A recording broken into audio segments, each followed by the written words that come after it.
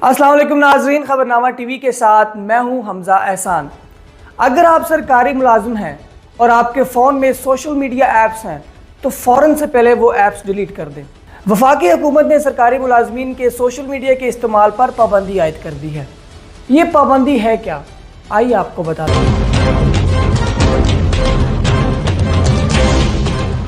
वफाकी हुकूमत ने सरकारी मुलाजमीन की बग़ैर इजाज़त सोशल मीडिया इस्तेमाल पर पाबंदी आयद कर दी। इस हवाले से एस्टैब्लिशमेंट डिवीज़न की जानिब से ऑफिस मेमोरेंडम भी जारी कर दिया गया है।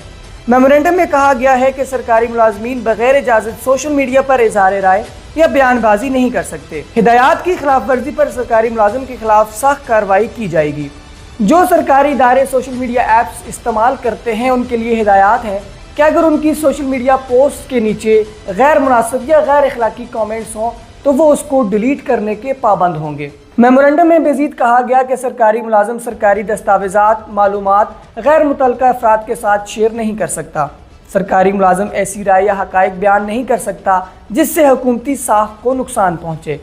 मुलाजमीन को हुकूमती पॉलिसी, फैसलों, मुल्की खुदमुख्तारी और वक़ार के मुनाफी बात करने की भी इजाज़त नहीं।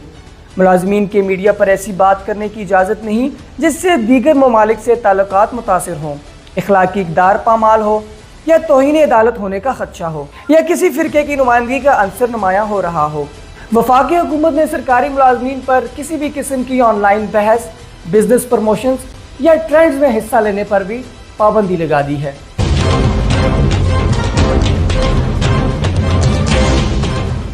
मज़ीद वीडियोज़ के लिए हमारे YouTube चैनल खबरनामा टीवी को सब्सक्राइब, फेसबुक पेज को लाइक और फॉलो कीजिए ताकि हर नई आने वाली वीडियोज़ आप तक फौरी पहुँच सकें। शुक्रिया।